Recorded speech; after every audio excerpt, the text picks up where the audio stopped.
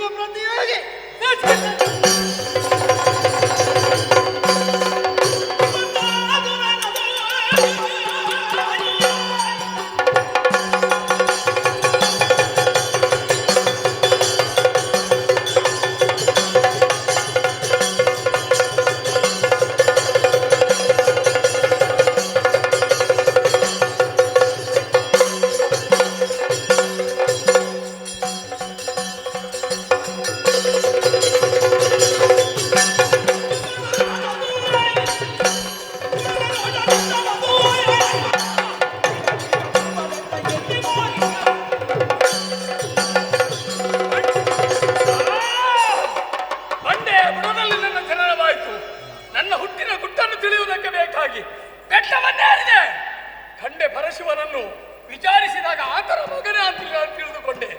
ಸತ್ಯ ಸಂಶೋಧನೆ ಆಯಿತು. ಅಂತರಂಗದಲ್ಲಿ ಆಸೆ ಹುಟ್ಟಿದ್ದು. ಆತನ ಮರದಿಯನ್ನೇ ಪಡೆದುಕೊಳ್ಳಬೇಕೆಂಬ ಆಸೆ ಇಟ್ಟುಕೊಂಡು ಉರಿಯಸ್ತವನ್ನು ಮೇರಿದೆ. ಉರಿಯಸ್ತವನ್ನು ಕೊಟ್ಟ. ಅವನ ಮರದಿಯನ್ನು ಬೆನ್ನಟ್ಟಿದ್ದೇನೆ, ಅವನನ್ನು ಬೆನ್ನಟ್ಟಿದ್ದೇನೆ. ಹೋಗ್ತೇನೆ ನೋಡು.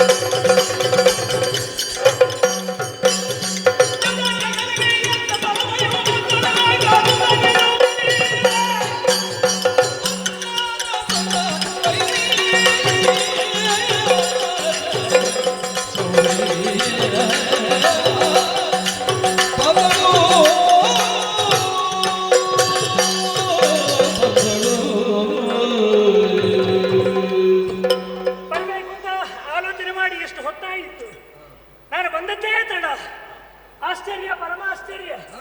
ವಯಸ್ಸಾದವರೆಲ್ಲ ನಮ್ಮನ್ನೇ ನೋಡುವುದು. ಪ್ರಯೋಜನ ಇಲ್ಲ. ಆಯ್ತಾ, ನೋಡಿದ್ದೇ ಬಂತು. ಅದಲ್ಲ, ಸಣ್ಣ ಮಕ್ಕಳು ನೋಡುವುದು ನನ್ನನ್ನೇ. ಯಾಕೆ? ನನ್ನಂತಹ ಒಬ್ಬಳು ಸಹೋದರಿ ಇದ್ರೆ ಆದೀತು ಅಂತ. ಅಲ್ಲ, ಯುವಕರೆಲ್ಲ ನೋಡುವುದು ಯಾಕೆ? ಅದು ಕಾರಣ ಇಷ್ಟೇ. ಅವರ ತಪ್ಪಲ್ಲದು, ಪ್ರಾಯದ ದೋಷ. ಸರಿ ಸರಿ, ಈಗ ಯಾರಂತೂ ಗೊತ್ತಾಯ್ತಾ? ಈಗ ನಾನು ಯಾರಂತೂ ಗೊತ್ತಾಗ್ಲಿಲ್ವಾ? ವೇಷ ಮಾಡಿದ್ದಕ್ಕೆ ಸಾರ್ಥಕವಾಯಿತು. ಹೌದಪ್ಪ, ಕೆಲವೇ ಕ್ಷಣಗಳ ಮೊದಲು ಇಲ್ಲಿ ಕಾಣಿಸಿಕೊಂಡವ ಯಾರು? ಶ್ರೀಮನ್ನಾರಾಯಣ. ಅದು ನನ್ನ ಭಾವನಾದಂತಹ ಪರಮೇಶ್ವರ ಬಂದು ದೂರಿಕೊಂಡಿದ್ದಾನೆ. ಅಪರೂಪಕ್ಕೊಮ್ಮೆ ಮಗ ಹುಟ್ಟಿದ್ದಾನೆ. ಅವರಿಂದ ಲೋಕಕಂಟಕನಾಗಿ ಅವನು ಮೆರೆಯುತ್ತಿದ್ದಾನೆ. ಹೇಗಾದ್ರೂ ಮಾಡಿ ಅವನ ಇತಿಶ್ರೀ ಆಗಬೇಕು ಅಂತ. ಆವಾಗ ಬಂದು ಹೇಳಿದ್ದು ನನ್ನಲ್ಲಿ, ಭಾವನಿಗೆ ಅಭಯ ಪ್ರದಾನ ಮಾಡಿದ್ದೇನೆ. ಹೆದರಬೇಡಿ ಭಾವ, ನಾನಿದ್ದೇನೆ. ಯಾಕಂದ್ರೆ ಭಸ್ಮಾಸುರನಿಂದ ಅವನ ಹೆಸರಂತೆ. ಅಲ್ಲ, ನಾನು ಆಲೋಚನೆ ಮಾಡುವುದು ದೊಡ್ಡ ಹೆಣ್ಣು ಹುಚ್ಚ ಅಂತ ಭಾವ ಹೇಳಿದ್ರು. ಅಲ್ಲ, ಭಾವ ಏನು ಕಡಿಮೆ ಅಲ್ಲ. ಮರದ ಕೊರಡಿಗೆ ಸೀರೆ ಉಡಿಸಿದ್ರು ಹೆಣ್ಣು ಗಂಡ ಅಂತ ನೋಡುವ ಜಾತಿ. ಮತ್ತೆ ಅವರ ಮಗ ಅವ ಬಿಟ್ಟಾನು, ಅವ ಹೆಣ್ಣನ್ನು ಬಿಡಿ ಹೆಣ್ಣು ವೇಷದವರನ್ನು ಬಿಡ್ಲಿಕ್ಕಿಲ್ಲ ಪಾಪಿ. ಅಂತಹ ದುಷ್ಟ ಅಂತ ಹೇಳುವುದನ್ನು ಕೇಳಿದ್ದೇನೆ. ಅಲ್ಲ, ಅವನ ಹೆಸರು ನೋಡಿ ಅಂತ ಎಂತಹ ಹೆಸರಿಟ್ಟಿದ್ದಾರೆ, ಭಸ್ಮಾಸುರ. ಇವನಿಗೆಲ್ಲ ಇದೇ ಕೆಲಸ ಮಾತ್ರ, ಭಸ್ಮದ್ದೀವಿ. ಏನೇ ಇರಲಿ ಇವನಿಗೆ ಸರಿಯಾದಂತ ಮದ್ದರಿಯಬೇಕು. ಹಾಗಾಗಿ ತಡ ಮಾಡುವುದಲ್ಲ, ಆದ್ರೆ ಹೋಗುವುದು ಹೇಗೆ ಅವನು ಮುಂಭಾಗಕ್ಕೆ ಆಲೋಚನೆ ಮಾಡುವುದು ನಾನು. ಹಾ, ಸರಿ ಸರಿ. ಅವನನ್ನು ಆಕರ್ಷಣೆ ಮಾಡಬೇಕಾದ್ರೆ ಮುಖದಲ್ಲಿ, ಮುದ್ದಾದಂತಹ ಮುಖದಲ್ಲಿ ಮುಗುಳ್ನಗೆ ಯಾಕೆ ಹೆಣ್ಣಿನ ಅಂದವನ್ನು ಮತ್ತಷ್ಟು ವೃದ್ಧಿ ಮಾಡುತ್ತದೆ. ಆ ಮುಗುಳ್ನಗೆಯ ಮೂಲಕವಾಗಿ ಮತ್ತೆ ಹದವಾದಂತ ಹೆಜ್ಜೆಯನ್ನು ಇರಿಸುತ್ತ ಆ ಕಾಮುಕ ಯಾವ ದಾರಿಯಿಂದ ಬರ್ತಾನೆ ಅಂತ ನಿರೀಕ್ಷಿಸುತ್ತ ಮುಂದುವರಿಯುತ್ತೇನೆ ಅವನ ಮುಂಭಾಗಕ್ಕೆ.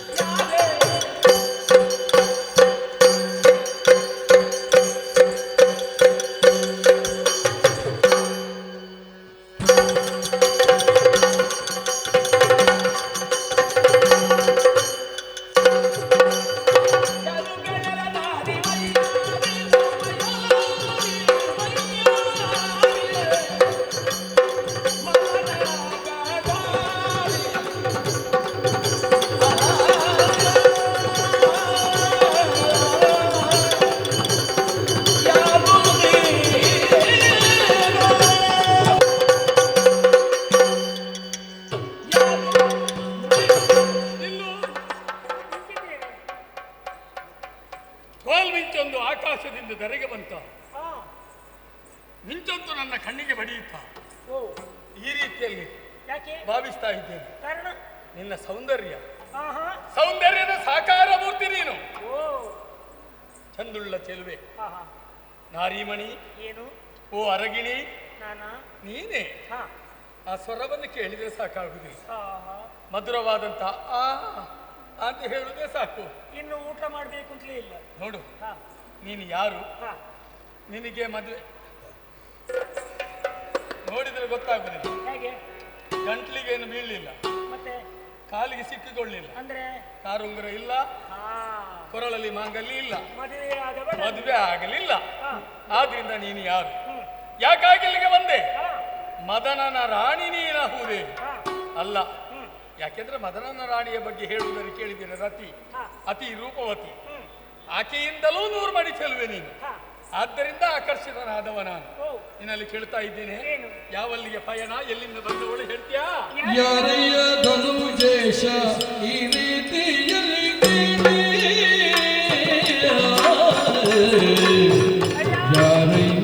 ಯಾರಯ್ಯ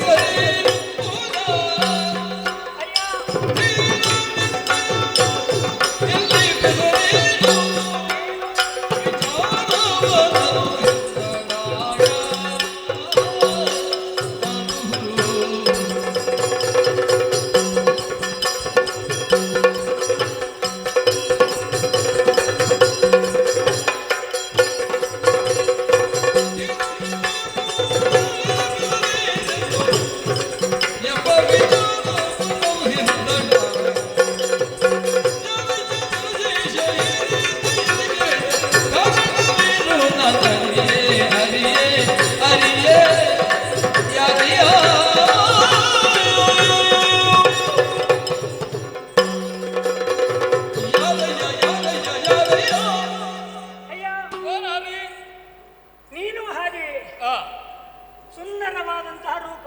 ನಾನು ಯಾವಾಗಲೂ ಹೀಗೆ ಸುಂದರ ಮನೋಹರ ರೂಪ. ಚಿರ ಯುವಕನ. ಆಹಾ, ಹಾಗೇನು ನನ್ನನ್ನು ಅದೇ ರೀತಿ ಸಂಬೋಧಿಸ್ತಾರೆ. ಏನು ಚಿರಕನ್ಯಕೆ. ಚಿರಕನ್ಯಕೆ. ಹೌದು.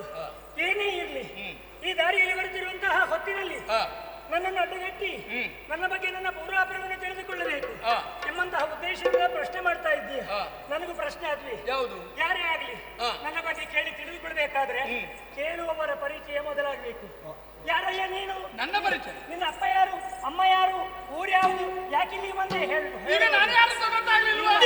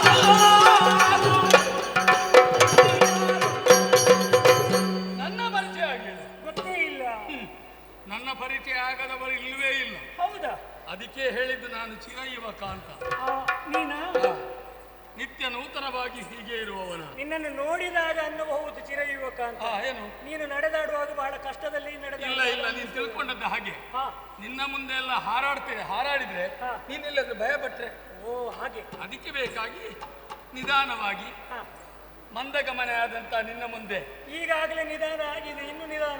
ಇನ್ನು ನಿಧಾನ ಆಗಬಾರ್ದು. ಹಾ, ಯಾಕೆಂದ್ರೆ ಹಾ, ಒಬ್ಬರ ಮನಸ್ಸನ್ನು ನಾವು ಗೆಲ್ಲಬೇಕೇ ಹೊರತು ಹಾ. ಒಬ್ಬರ ಮನಸ್ಸಿಗೆ ನಾವು ನೋವು ಕೊಡಬಾರ್ದು. ತಾಳ್ಮೆಯನ್ನು ಪರೀಕ್ಷೆ ಮಾಡಬಾರ್ದು. ತಾಳ್ಮೆ ಪರೀಕ್ಷೆ ಮಾಡಿದ್ರೆ ಹೋದ ಅಂತ ಹೇಳಿ ಲೆಕ್ಕ. ಹಾ. ಆದ್ರಿಂದ ಎಷ್ಟು ಬೇಕು ಅಷ್ಟರಲ್ಲೇ ನಾವು ಉಳಿಸಿಕೊಳ್ಬೇಕು. ಬಹಳ ಒಳ್ಳೆಯದು. ನೋಡು, ಹಾ. ನಿನ್ನ ಪರಿಚಯ ಕೇಳಿದಾಗ ಉತ್ತರ ಹೇಳಲಿಲ್ಲ. ಹಾ. ಇದು ಹೆಣ್ಣಿನ ಗುಣ. ಹಾ. ಯಾಕೆಂದ್ರೆ ಒಬ್ಬ ಒಂದು ಪರಿಚಯ ಕೇಳಿದಾಗ ಇದ್ದಕ್ಕಿದ್ದಾಗೆ ನಾನು ಅಂತವಳು, ನನ್ನ ಅಪ್ಪ ಇಂಥವ ಅಂತ ಹೇಳುವುದಲ್ಲ. ಅನಾಮಧೇಯರೆಲ್ಲ ಕೇಳುವವ ಅರ್ಹತೆ ಇದ್ದವನ, ಹಾ, ಕೇಳುವಂತ ವ್ಯಕ್ತಿಗೆ ನಾವು ಪರಿಚಯವನ್ನು ಹೇಳಬಹುದಾ? ಹಾ. ಹೆಣ್ಣಾದವಳು ತಿಳ್ಕೊಳ್ಳಬೇಕಾದ. ಸರಿ. ಹೌದು, ನಾನು ಸಾಮಾನ್ಯದವನಲ್ಲ. ಅಂತಹ ಸಾಮಾನ್ಯ ಯಾರು? ಕೈಲಾಸ ಕೇಳಿದ್ಯಾ? ಕೈಲಾಸ ಹಾ ಶಿವನಿರುವಂತಹ ಸ್ಥಳ. ಹಾ, ಅವನ ಪ್ರೀತಿಯ ಮಗ ನಾನು. ಯಾರು? ನಾನು. ನೀನು? ಹಾ, ಅಂದ್ರೆ ನಿನ್ನ ಹೆಸರು ವೀರಭಸ್ಮಾಸುರ. ಯಾರು? ವೀರಭಸ್ಮಾಸುರ. ಅದೇನು ಭಸ್ಮಾಸುರ ಅಂತ ಹೇಳುವಾಗ ಹೀಗಾಗುದು? ಘನ ಗಂಭೀರ ಭಸ್ಮಾಸುರ. ಬಾಯಲ್ಲಿ ಹೇಳಿದ್ರೆ ಅರ್ಥ ಆಗ್ತದೆ ನನಗೆ. ನನ್ನ ಭಾವನೆಯಲ್ಲಿ ನೀನು ಅರ್ಥ ಮಾಡಿಕೊಳ್ಬೇಕು ನನ್ನ ಫಲ ಏನು ಅಂತ. ಅಲ್ಲ, ನನಗೊಂದು ಅನುಮಾನ. ಏನು? ಈಶ್ವರನ ಮಕ್ಕಳ ಬಗ್ಗೆ ನಾನು ಕೇಳಿ ತಿಳಿದಿದ್ದೇನೆ. ಗಣಪತಿ, ಷಣ್ಮುಖ, ಹಾ. ವೀರಭದ್ರ, ಹಾ. ಕಾಲಭೈರವ ಇದ್ದಾರೆ. ನಾನು ತಪ್ಪಿಯೂ ಭಸ್ಮಾಸುರ ಎಂಬ ಹೆಸರು ಕೇಳಲಿಲ್ಲ ಇಷ್ಟುವರೆಗೆ. ನನ್ನ ಮುಖ ಹೊಸ್ತು ಅಂತೇಳಿ ಎಣಿಸ್ಬೇಕದ. ಮತ್ತೆ ನಾನು ಇಲ್ಲಿಗೆ ಬಹಳ ಹಳತ್ತು. ಅಂದ್ರೆ ನೀನು ಹುಟ್ಟಿ ಕೆಲವು ವರ್ಷ ತುಂಬಾ ಸಮಯ ಆಯ್ತು. ಹೌದಾ? ಸ್ವರ್ಗವನ್ನು ಸೇರಿ ಸ್ವರ್ಗವನ್ನು ವಶಪಡಿಸಿಕೊಂಡೆ, ಹಾ. ಪಾತಾಳವನ್ನು ಸೇರಿ ಪಾತಾಳವನ್ನು ವಶಪಡಿಸಿಕೊಂಡೆ, ಹಾ. ಅತಳ ವಿತಳ ಸುತ್ತಳ ರಸಾತಳ ಪಾತಾಳಗಳನ್ನು ಒಂದುಗೂಡಿಸಿ ನನ್ನ ಅಂಕೆಯಲ್ಲಿ ಆಳ್ವಿಕೆ ಮಾಡ್ತಾ ಇದ್ದೀನಿ. ಅಂತಹ ಶಕ್ತಿ. ಈಗಲೂ ನನ್ನ ಬಗ್ಗೆ ನಿನಗೆ ಗೊತ್ತಾಗ್ಲಿಲ್ಲ ಅಂತ ಹೇಳಿದ್ರೆ ಹಾ. ಮತ್ತೆ ಏನು, ನೀನು ಯಾರೇ ನೀನು? ನನ್ನ ಬಗ್ಗೆ ಹಾ, ಅತಿಕಾಲದಲ್ಲಿ ಪುಟ್ಟಿ ಗತಿಯ ಕಾಣದ ಬಂದೆ, ಅತಿಕಾಲದಲ್ಲಿ ಪುಟ್ಟಿ ಗತಿಯ ಕಾಣದ ಬಂದೆ, ಮತಿವಂತ ಕೇಳೆನ್ನ ಕಥೆಯ, ಮತಿವಂತ ಕೇಳೆನ್ನ ಕಥೆಯ, ಪತಿಯ ನರಸಿ ಬಂದೆ, ಪತಿಯ ನರಸಿ ಬಂದೆ, ತೊಳಲಿ ಬರಲಿ ಇದ್ದು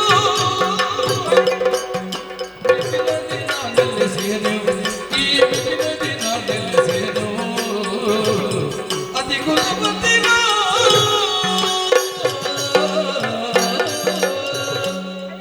ಓ ಚೆಲುವೆ. ಹೇಳಬೇಕು ಅಂತ ಆಸೆ ಆಗುತ್ತದೆ. ಹಾ. ಎಲ್ಲಿಂದ ಪ್ರಾರಂಭ ಮಾಡುವುದು ಅಂತ ಗೊತ್ತಾಗುವುದಿಲ್ಲ. ಹ್ಮ್. ಹುಟ್ಟುವುದಕ್ಕೆ ಅತಿ ಕುಲದಲ್ಲಿ ಹುಟ್ಟಿದವಳು. ಅಂದ್ರೆ ಉತ್ತಮ ಕುಲದವಳು. ಹಾ, ಹಾ, ಅಷ್ಟು ಗೊತ್ತಾಯ್ತಲ್ಲ. ಗೊತ್ತಾಯ್ತು. ಆದ್ರೆ ಏನು ಮಾಡೋಣ? ಏನು? ಹುಟ್ಟುವ ಕೆಲವೇ ದಿನಗಳ ಮೊದಲು ಹಾ. ಅಪ್ಪ ತೀರಿಕೊಂಡ್ರಂತೆ. ಹಾ, ನನ್ನನ್ನು ಹೆತ್ತು ಹಾ. ನನ್ನ ತಾಯಿಯು ತೀರಿಕೊಂಡ್ರಂತೆ. ತಂದೆ ತಾಯಿಯರನ್ನು ಕಳ್ಕೊಂಡಂತ ತಬ್ಬಲಿ ನೀನು ತಪ್ಪಲಿ ಇವನ ಇಷ್ಟೆತ್ತರಕ್ಕೆ ಬೆಳೆದಿದ್ದೆಲ್ಲ ಆದ್ರೆ ಹೇಗೆ? ಊರವರ 10 ಸಂವತ್ಸರ ಹಾ. ಕೊಡುಗೆ ಇದು. ನಿನ್ನನ್ನು ನೋಡಿದ್ರೆ ಗೊತ್ತಾಗ್ತದೆ ಹಾ. 10 ಜನರ ಸೊತ್ತು ಇದು ಅಂತ. ಅಲ್ಲ ಅಲ್ಲ, ಹಾ. ಅವರೆಲ್ಲ ಕನಿಕರ ತೋರಿ ಹಾ. ಯಾರು ಇಲ್ಲದಂತಹ ನನ್ನನ್ನು ಹ್ಮ್. ಅಕ್ಕರೆಯಿಂದ ಸಾಕಿ ಸಲಹಿದರು. ಹಾ, ನಮ್ಮವರೆಲ್ಲ ಹಾಗೆ. ಹಾ. ಗತಿ ಇಲ್ಲದವರಿಗೆ ಮತಿ ಕೊಟ್ಟು ವಿದ್ಯೆ ಕೊಟ್ಟು ಅನ್ನ ಕೊಟ್ಟು ಬಟ್ಟೆ ಕೊಟ್ಟು ಸಾಕುವಂತ ಮನೋಧರ್ಮ ಇರುವುದು ಹಾ. ನಮ್ಮಂತವರ ಜೊತೆಯಲ್ಲಿ. ಕರೆಯುವುದಕ್ಕೊಂದು ಹೆಸರಿಟ್ಟಿದ್ದಾರೆ, ಒಳ್ಳೆಯ ಹೆಸರಾಗಿರ್ಬೇಕು. ಮೋಹಿನಿ. ಆಹಾ, ಮೋಹಿನಿ. ಆದ್ರಿಂದಲೇ ನನಗೆ ಮೋಹಕ ಆದ್ದು. ಹಾ, ಹಾ. ನಿನ್ನ ಮುಖ ಹಾ. ಆಕರ್ಷಣೆ ಮಾಡಿತ್ತು ನಾನು. ಹೌದು. ಆಗ್ಲಿ, ಪ್ರಾಯ 16ಕ್ಕೆ ಕಾಲಿಟ್ಟಿತ್ತು. ಸಾಕು, ಮುಂದೆ ಹೋಗುದು ಬೇಡ. ಆದ್ರೆ ನಿನಗೆ ಎಷ್ಟು? 16 ಅಷ್ಟೇ, 16 ಅಷ್ಟೇ ಅಷ್ಟೇ ಅಷ್ಟೇ, ಅಷ್ಟೇ. ಅಷ್ಟೇ, ಮುಂದೆ ಹೋಗ್ಲೇ ಇಲ್ಲ. 16 ಹಾ. ಅಷ್ಟೇ. ಅಷ್ಟೇ. ಒಂದು ತೆಗೆದು ಹಾರ ಹಾಕ್ಲಿಕ್ಕಿಲ್ಲ. ಅದೇ ಹಾಗಾಗ್ತದೆ. ಅಲ್ಲ, ಕೇಳಿದ್ದು ನಾನು. ಇಲ್ಲೇ ಇಲ್ಲ. ಹಾ. ಅಷ್ಟೇ. ಹ್ಮ್. ಹಾ. ಅಂದ್ರೆ ಹಾ. ಸ್ವರ್ಗದಲ್ಲಿರುವವರೆಲ್ಲರೂ ಪ್ರಾಯ ಆದ್ರೂ ಗೊತ್ತಾಗುದಿಲ್ಲ. ಇದು ಸ್ವರ್ಗ ಅಲ್ಲ, ಇಲ್ಲೇ ಇರುವುದು ನಾನು. ಅಲ್ಲಿ ನೀನು ಭೂಲೋಕದಲ್ಲಿ ಹೌದು. ಸ್ವರ್ಗದಿಂದ ಇಳಿದಿದ್ಯಾ ಅಂತ ಕೇಳುದು ಇಲ್ಲ, ನಾನು. ಇಲ್ಲ, ಇಲ್ಲ. ಇಲ್ಲ, ಆದರೆ ನಾನ್ ಸಾಗೆ ಹಾ. ಸಣ್ಣ ಪ್ರಾಯದವ. ನನಗೆ ಹಾ. ಇತ್ತೀಚೆಗೆ ಹಾ. 16ಕ್ಕೆ ಕಾಲಿಟ್ಟಾಗ ಹಾ, ಏನೆಲ್ಲ ಕಾಯಿಲೆಗಳು ಪ್ರಾರಂಭವಾಗಿದೆ. ರೋಗ ಉಂಟು? ಹಾಗಲ್ವ, ರೋಗ ಉಂಟು ಅಂತ ಹಿಂದೆ ಹೋಗುದು ಯಾಕೆ? ಅಲ್ಲ, ಹಾ? ರೋಗ ಇದ್ದವರ ಹತ್ರ ದೂರ ನಿಂತು ಮಾತಾಡ್ಬೇಕು. ಮನೋರೋಗ. ಮನೋರೋಗ ಹಾ. ಅದಕ್ಕೆ ಪಂಡಿತರ ಹತ್ರ ಮದ್ದು ಮಾಡಿಸ್ಬೇಕು. ಅಲ್ಲ, ಹಾ. ನನಗೆ ಮಲಗಿದ ಕೂಡಲೇ ನಿದ್ದೆ ಬರುವುದು.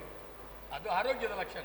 ನಿದ್ದೆ ಮಾತ್ರ ಅಲ್ಲ, ಮತ್ತೆ ಎದ್ದ ತಕ್ಷಣ ಊಟ ಮಾಡು. ಅಲ್ಲ ಮತ್ತೆ? ಮತ್ತಿನದ್ದು ಹಾ. ನಿದ್ದೆ ಬಂದ ಮೇಲೆ ಹ್ಮ್. ಸುಂದರ ಸ್ವಪ್ನಗಳೆಲ್ಲ ಬೀಳುವುದು. ಹಾ, ಸ್ವಪ್ನ ಬೀಳ್ಲಿಕ್ಕೆ ಈ ಪ್ರಾಯದಲ್ಲಿ ಪ್ರಾರಂಭ ಆಗ್ತದೆ. ಹೌದು. ಹಾ. ಅದು ಹೇಗೆ? ಹಾ, ನೋಡುವುದಕ್ಕೆ ನಿನ್ನ ಹಾಗೆ ಇದ್ದಾನೆ, ಹಾ, ಹಾ. ಸುಂದರ ಸ್ವರೂಪಿ. ಹಾ. ನನ್ನ ಕನಸಿನಲ್ಲಿ ಬರುವುದು. ಹ್ಮ್. ಎಚ್ಚರವಾದಾಗ ಅವ ಇಲ್ಲ. ಹಾ. ನಿರಾಶೆಯಾಯಿತು. ನಿರಾಶೆ ಪಡಬೇಡ. ಅಲ್ಲ, ಅಜ್ಜಿಯಲ್ಲಿ ಹೋಗಿ ಕೇಳಿದೆ, ಹಾ. ಅಜ್ಜಿ ಈ ರೀತಿ ಅವಸ್ಥೆ ಆಗ್ತಾ ಉಂಟು, ಏನ್ ಮಾಡ್ಬೇಕು ಅಂತ. ನನಗೇನು ಹೇಳಿದ್ರು? ಅಜ್ಜಿ ಹೇಳಿದ್ರು, ಹಾ. ಪ್ರಾಯದ ಕಾಲದಲ್ಲಿ ನಿನ್ನ ಹಾಗೆ ನನಗೂ ಆಗ್ತಿತ್ತು ಮಗ. ಹಾ. ಅದಕ್ಕೆ ಅವರು ಒಂದು ಮಾತು ಹೇಳಿದ್ರು, ಹಾ. ಒಳ್ಳೆ ಸುಂದರ ಯುವಕನನ್ನು ನೋಡಿ ಮದುವೆ ಆಗು. ಆಯ್ತಲ್ಲ, ಮುಗೀತಲ್ಲ, ಏನು ಸುಂದರ ಸಿಕ್ಕಿದಲ್ಲ. ಯಾವ ಸುಂದರ? ನಾನೇ. ಏ, ನನಗಿಂತ ಚಂದದವರು ಯಾರು ಸಿಗ್ತಾರೆ ನಿನ್ಗೆ? ಚಂದದ ಬಂತಲ್ಲ, ಮತ್ತೆ ನಾನು ನನ್ನ ಒಂದು ಭಾಷೆ ಹಾಕಿಕೊಂಡಿದ್ದೇನೆ. ಏನು ಅಂತ? ಯಾವ ಆತ ನನ್ನನ್ನು ಮದುವೆ ಆಗ್ಬೇಕೆಂಬ ಆಲೋಚನೆ ಮಾಡ್ತಾನೆಯೋ ಹಾ ನೃತ್ಯದಲ್ಲಿ ಅರ್ಥಾತ್ ನಾಟ್ಯದಲ್ಲಿ, ಹಾ ನನಗೆ ನಾಟ್ಯ ಅಂತ ಹೇಳಿದ್ರೆ ಆಸೆ. ಹಾ. ಅದರಲ್ಲಿ ಸೋಲಿಸುವವನ್ನೇ ನರ್ತನದಲ್ಲಿ ನಿನ್ನನ್ನು ಸೋಲಿಸ್ಬೇಕು. ನರ್ತನದಲ್ಲಿ ಸೋಲಿಸುವ. ಅದರಲ್ಲಿ ನೀನು ನಾನು ಗೆದ್ದಾಯ್ತು. ಹಾಗೆ ಯಾಕೆಂದ್ರೆ ನಟರಾಜನ ಮಗನ ನರ್ತನ ಎಂಬುದು ನನ್ನ ರಕ್ತಗತವಾದಂತಹ ಸಂಪತ್ತು. ಆದ್ರಿಂದ ನೋಡು, ಈಗ ನಿನ್ನ ನಿನ್ನ ಮುಂದೆ ಶರೀರ ನೋಡು. ನೋಡು, ನಿನ್ನ ಮುಂದೆ ಹೀಗೆಲ್ಲ ಮಾಡಿದೆ ಅಂತೇಳಿ ಎಣಿಸಬೇಡ. ಯಾಕೆ ನೀನು ಸರಿಯಾಗಿ ನಾನು ಕುಣಿಯುವುದನ್ನು ಕಂಡ್ರೆ ನೀನು ಓಡಿಸಿ. ಅಂದ್ರೆ ಅಷ್ಟು ನೋಡ್ಲಿಕ್ಕೆ ಆಗುದಿಲ್ವಾ? ಹಾಗಲ್ಲ, ಮತ್ತೆ? ಅಷ್ಟು ಆಕರ್ಷಿತಳಾಗ್ತಿ ಅಂತ. ಹೌದಾ? ಹಾ. ಹಾ, ಹಾಗಾದ್ರೆ ಮದುವೆ ಆಗಬೇಕೆಂಬಂತಹ ಅಪೇಕ್ಷೆ ಇದ್ರೆ ಹಾ ನಿನಗೆ ಕಾಲ ಬಂತು. ನನಗೆ ಕಾಲ ಯಾವತ್ತೂ ಬಂದಿದೆ. ಅಲ್ಲ, ಹಾ? ಮದುವೆ ಆಗುವ ಕಾಲ ಬಂತು. ಮದುವೆ ಕಾಲದ ಬಗ್ಗೆ ಆಲೋಚನೆ ಮಾಡಿ. ಹೌದು, ಅದು ಬಂತು ಅಂತ. ನೀನು ಯಾವ್ದು ಎಣಿಸಿದ್ದು ನನಗೆ ಗೊತ್ತಿಲ್ಲ. ಯಾಕಂದ್ರೆ ಹಾ. ನನಗೂ ನಿರೀಕ್ಷೆ ಇತ್ತು ನಿನ್ನಂತವನೇ ಆಗಬೇಕು ಅಂತ. ನೋಡು, ನನ್ನನ್ನು ಪಡಿಬೇಕಾದ್ರೆ ನೀನು ಭಾಗ್ಯ ಮಾಡಿ. ನೀನು ಸಿಕ್ಕಿದೆ ಅಲ್ಲ. ನಾನು ಎಲ್ರಿಗೂ ಸಿಗ್ತಾ ಇರ್ತೇನೆ. ಹೌದು. ಹಾ. ಅದಕ್ಕೊಂದು ಸಂಗತಿ ಮಾಡುವ. ಏನು? ನನಗೂ ನಿನ್ನನ್ನು ಕಂಡಾಗ ಮೋಹ ಮೋಹ ಮದುವೆ ಆಗಬೇಕು ಅಂತ ಆಸೆ. ಹಾಗೆ. ಹಾ. ಹಾ. ಹಾಗಾದ್ರೆ ನನ್ನ ಭಾಷೆ ಉಂಟಲ್ಲ, ಹಾ. ಅದು ಬಂದ್ರೆ ಆಗಬಾರ್ದು. ಅಲ್ಲ, ನನಗೆ ನರ್ತನ ಗೊತ್ತುಂಟು ಅಂತ ಹೇಳಿದಲ್ಲ. ಅದೇ ಕುಣಿಯುವುದೆಲ್ಲಿ? ಅಲ್ಲ, ಕುಡಿಯುವುದು ಯಾಕೆ? ನಾವು ಒಪ್ಪಂದ ಮಾಡಿಕೊಂಡ್ರೆ ಹಾಗೆ ನರ್ತನ ನನಗೆ ಗೊತ್ತುಂಟು, ನಿನಗೆ ಗೊತ್ತುಂಟು, ಮುಗೀತು. ಅಲ್ಲಿ ಅದಾಗುವುದಿಲ್ಲ. ಮತ್ತೆ ಯಾವ ಆತ ನನ್ನನ್ನು ಕುಣಿತದಲ್ಲಿ ಸೋಲಿಸ್ತಾನೆಯೋ ಹಾ. ನರ್ತನದಲ್ಲಿ ಅವನನ್ನೇ ಕರಗ್ರಹಣ ಮಾಡುವುದು. ಸರಿಯಾದಂತಹ ನೆರಳಿನ ಸ್ಥಳವನ್ನು ಆಯ್ಕೆ ಮಾಡು. ದೂರದಲ್ಲಿ ಸಂಪಿ